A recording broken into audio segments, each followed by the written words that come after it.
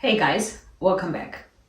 I hope you're having a great time, looking forward to holidays as much as I am. It's again a wonderful sunny afternoon, so I got inspired to make a section of few short videos. They're all correlated, but I'm gonna make them separate in order for you to take each one of them step by step and take a few days to really exercise on what I will be talking about. So as you know, on this channel I'm talking about the teachings that have changed my life, and throughout 10 plus years I've also helped many people to transform their lives.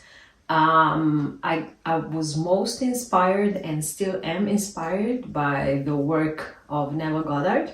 So I'll be talking also in this section about the things I'm sorry, that he stressed out.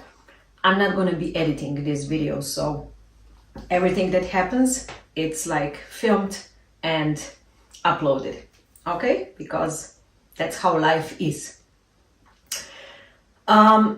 I love hearing Neville's stories, examples. And I don't know how much you're familiar with him, but one of the most known stories from his own life is from the time when there was Vietnam War, and all the other adult men in the United States, he was also called to join the army. It was not voluntarily, obviously, and that was against his own values, principles, his own state of mind. So what did he do? He went there. So this is where we separate 3D world, which is physical world, where we see and hear and smell and touch and taste things, and our 4D or 5D world, which is in our imagination, where we create the world the way we want to have it. And it depends in which world we believe that world is what we live. Okay.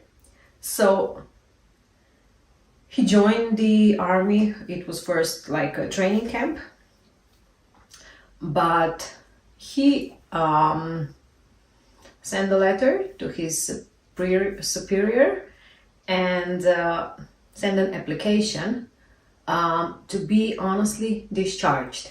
He explained why, and he got denied. You can imagine, they needed all the healthy male citizens available. So what he did after that, he didn't give up. He went each night into that army bed, because he was still in that camp, training to get ready to go overseas. Each night he would lay down, and he would imagine that he is in his apartment in New York, in his own bed, that his wife is there, that his daughter is there. He would see, when he would close his eyes, he wouldn't, see like the physical eyes would see all the bunk beds full of soldiers. But when he would close his eyes, he would literally see his bedroom. He would know where the door is, what's behind that door. He would know where the window is. He would feel his sheets, the blanket. He would include all the senses that he could. And that's how he would fall asleep. They would even like wake them up in the middle of the night, like to train those kind of situations, to go and, prepare to go to the battle. He would do all that. But every night he would fall asleep in the feeling of the wish fulfilled. That's all there is to it. Live in the feeling of the wish fulfilled. Because if there is something right now that it's not fulfilled, you are living in feeling of that. In the feeling of lack of money, in the feeling of unsatisfied relationship, unsatisfied job, and so on and so on. You're living in some feeling. The question is it wanted or unwanted? So Neville would do that for 8 straight days. And on day number 9, his superior, major, or I'm not sure about the hierarchy in the army, would call him in the office and ask him to explain himself again in regards to that application to be honestly discharged. And Neville explained why that is against his values, his beliefs, that he's doing teachings in other directions and he can help in many other ways. And on that day, his superior would write down approved. So he was, I think, 38 years old, a healthy man, in the middle of the war. He got honestly discharged and was free to go home. There is no logic that could explain that. So that's why you should never focus on how. You just need to be clear what and why. Why in terms of feelings. So what do you want? Why do you want it? Okay, there's a 3-step process. First, be very clear what you want.